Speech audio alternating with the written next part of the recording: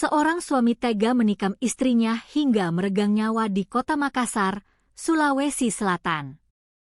Peristiwa tragis itu terjadi di kamar kos rumah kontrakan, Jalan Manuruki 6, Kelurahan Manuruki, Kecamatan Tamalate, Makassar, Minggu, 14 Juni 2026, malam. Korban, Ana, 24, ditemukan tergeletak tak bernyawa dengan bersimbah darah di lantai. Ia meninggal dunia setelah lehernya ditusuk badik oleh sang suami S alias A, 23. Tak butuh waktu lama, S yang meninggalkan lokasi kejadian lalu ke Jalan Sultan Alauddin, dijemput tim Resmo Polda Sulsel. Ia pun diamankan di posko Resmo Polda Sulsel untuk menjalani pemeriksaan lebih lanjut. Kanit Resmo Polda Sulsel AKP Wawan Suryadinata mengatakan, dari hasil interogasi, S mengakui perbuatannya menusuk Ana. Pelaku menerangkan bahwa ia mengakui perbuatannya telah melakukan tindak pidana pembunuhan terhadap istrinya dengan cara menusuk korban dikarenakan belakangan ini sering cekcok, ujar Wawan di konfirmasi Tribun, Senin, 15 Juni 2026.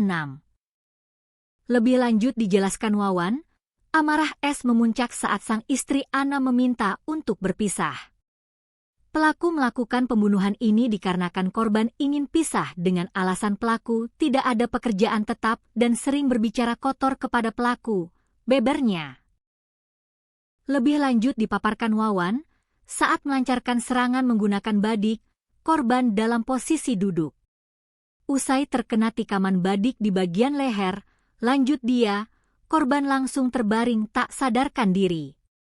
Korban sementara duduk kemudian pelaku menikam leher korban sehingga korban tergeletak dan tidak sadarkan diri.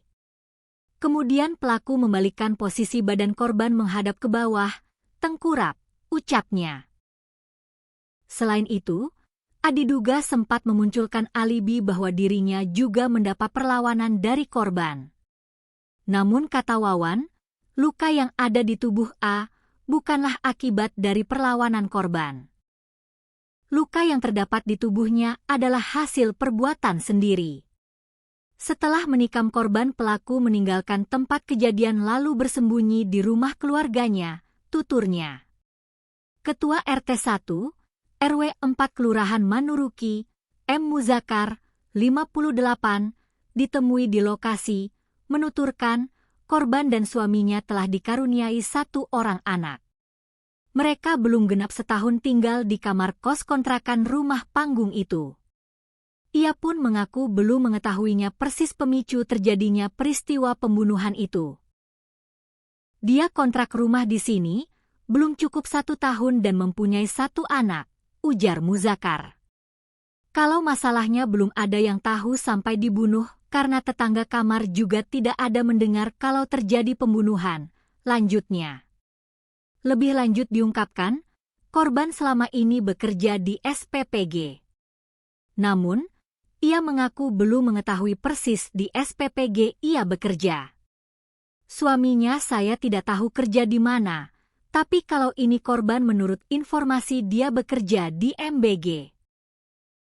Kalau untuk posisinya sebagai apa kita tidak tahu, bebernya. Sementara itu, Kanit Reskrim Polsek Tamalate Ibtu ABD Latif mengungkap, hasil olah TKP sementara di lokasi, didapati adanya luka bekas sabetan senjata tajam di leher korban. Korban seorang perempuan. Pada saat ditemukan, ada luka di leher, digorok, ujar ABD Latif ditemui di lokasi. Latif juga membenarkan bahwa terduga pelaku bukanlah orang lain. Untuk Baket, bahan keterangan.